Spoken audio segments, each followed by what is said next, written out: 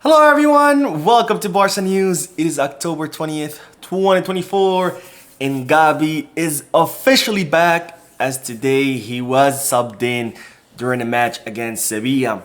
Also, the operation to sign Jonathan Tah is getting more complicated by the day. And finally, it's reported that Barcelona are tracking a 16-year-old Ecuadorian Haaland. We have a lot to discuss, so let's begin.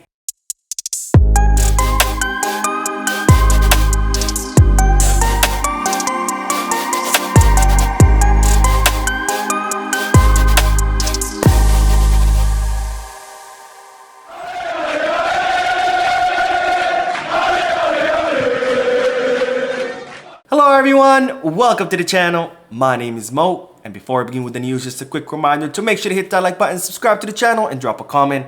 All of this helps this channel continue to grow. Also, if you are looking for any Barcelona jerseys or merchandise, make sure to hit the goal kit, skip bag, or fanatic. And if you are looking to place any sports bets, make sure to hit the bet us. All links are down below in the description. Now begin this video with the great news that today Barcelona thrashed Sevilla 5-1 at the Olympic Stadium in Montjuic, which is called Luis Companys, where Robert Lewandowski scored a double, Pablo Torres scored a double, and Pedri scoring one goal for a 5-1 scoreline where Barcelona were absolutely dominant. They thrashed Sevilla and they won very comfortably in their first match back from the FIFA international break and ahead of their two upcoming difficult matches, which will be the Bayern Munich match on Wednesday and El Clasico match against Real Madrid on Saturday. Now, I did do a post-match live analysis. So if you do want to hear my analysis, my thoughts, my opinions about the match, make sure to check out the video on the channel. Now, this was a very important victory for Barcelona because this will help the morale of the team as they head into the Champions League on Wednesday against Bayern Munich. It was also important because yesterday Real Madrid won their respective match against Celta Vigo, tying Barcelona in points. But now with this victory, Barcelona once again pull ahead Real Madrid by 3 points, and they maintain their position at the top of the table with a chance of extending that lead over Madrid to 6 points next Saturday in El Clasico match. Now, one of the scorers from today was, of course, Pedri, who scored Barcelona's second goal. It was a brilliant goal where Pedri starts the play. He steals the ball from Sevilla, who were attacking. A counter-attack develops, and then Pedri finishes the play that he had started with a brilliant curler from the edge of the box into the top right corner. And after the match, Pedri had some words about that goal, crediting that goal to Hansi Flick, who told him about it before the match. Now, this is what Pedri had to say. Very important win because of the games that are coming up. This was the important game tonight, and we have good feelings ahead of the Champions League game. I had to push forward a little bit more. Eric got injured, and the manager had to make some changes, and I had to adapt. Before this game, the manager said that there will be spaces at the edge of the box, and I shot from the edge and I scored. He told us in the second half we had to continue to try and keep a clean sheet. Mentally, we needed to try and get that. So Pedri crediting Hansi Flick for his goal, saying that right before the match, Hansi Flick told him that Sevilla leaves a lot of space at the edge of the box, and well, that's exactly where Pedri shot the ball from and was able to score. That's also how Barcelona's third goal came about, because Rafinha also scored from the edge of the box. Of course, Lewandowski ended up pushing the ball in, or ended up changing the trajectory of the ball, but nonetheless, it started all at the edge of the box. So Pedri crediting Flick for his goal, but also it highlights a very important thing, which shows how much tactical analysis Flick does before a match, where he studies his opponents, he breaks down his opponents, and then takes what he learns and gives it to his players so they can use during the match. And this was just one of the many examples. Now, Pedri did mention Eric Garcia, and yes, he did feel discomfort in the warm-up before the match. He was supposed to start, but eventually left injured. We don't know the extent of the injury of Eric Garcia, but we do, well, I'm sure we'll find out more tomorrow, because of course tomorrow he will undergo medical exams, and we'll find out what the extent of the injury is. Hopefully it's nothing serious. Now, another great moment in the match was this one that you see on your screen, where our young warrior, our lion, our heart of the team, Gabi, made his return to the field for the first time in almost a year after a very long and arduous road to recovery,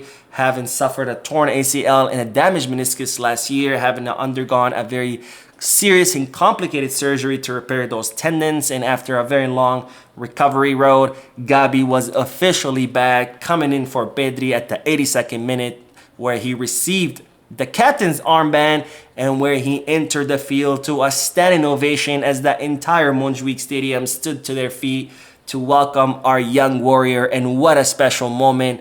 This was, for me, the most special moment of the match. I was more happy about Gabi's return than I was for the victory. Of course, the victory isn't a cherry on top, but what a beautiful moment to see Gabi back.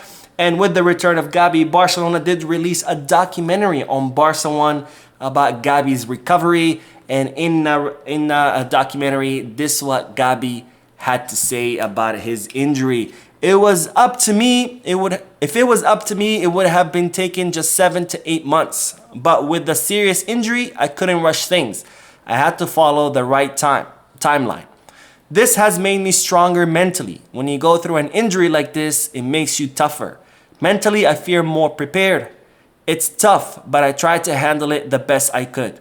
If it weren't for my teammates every day supporting me and asking me how I'm doing, I felt very supported by the whole team, and I'm really grateful to them all. The fans sent me so many messages during these months. I saw them.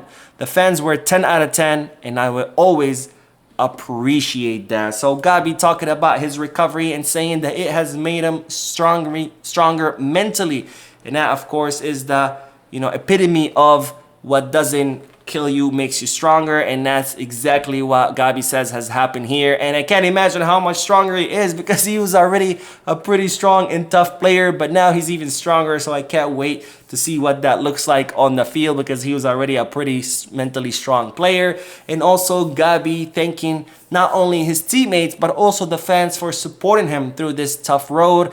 And as you can see, Gabi has a lot of love amongst the fans. The whole standing ovation at Montjuic is proof of that, because of course, as Barcelona fans, we always love the players that give it all for that badge on their chest. Now, more news, because it's reported that the operation to sign Jonathan Tah is getting more complicated by the day. Now, as you know, Jonathan Tah's contract expires at the end of the season with Bayer Leverkusen, making him a free agent. Barcelona have been tracking him for quite some time. In fact, the club made an offer for Jonathan Tah during the final days of the summer transfer market, but that offer was rejected by Bayer Leverkusen because they were asking for more money. So Barcelona did not end up going through with the signing. And now Barcelona are reportedly still interested to sign Jonathan Tah, but they're going to wait for the summer when his contract expires so they can sign him as a free agent. But it seems that this operation is becoming more complicated because there are more and more teams interested in the German defender, starting with Juventus, who have reportedly already made contact with the player and his agent. Also, Liverpool, they just entered the race for Jonathan Tah. They're very serious about signing him.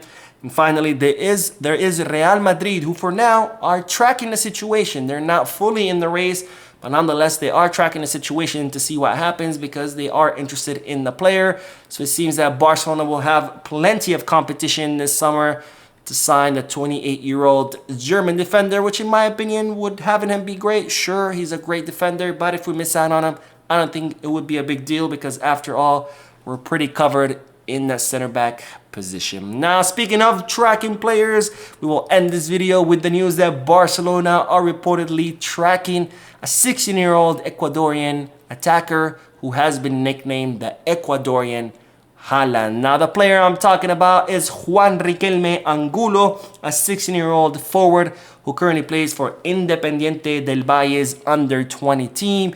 So far, he has scored 4 goals in 6 matches, making him a standout in the Ecuadorian league. He is a pretty big center forward. He stands at 1.93 meters or 6 foot and 3 inches, which is pretty tall for a 16-year-old. And he's someone who is defined by his height, his strength, and well-defined skills, which make him a very powerful center forward. And he's also an attacker known for combining his agility, mobility, and natural instinct for goal, which makes him a pretty dangerous center forward, a large, mobile, strong, pretty dangerous center forward, just like Haaland, which of course that has caused people to nickname him the Ecuadorian Haaland. Now I have to ask, what are they feeding these kids? Because they keep making them bigger and bigger. I mean, 6 foot and 3 inches at 16 years old. My God, send me some of that food over, because I wouldn't mind eating some of that, because my goodness, this guy is huge. But anyways, that is all the news for this video. Don't forget to hit the like button, subscribe to the channel, drop a comment, and as always, Visca Barça.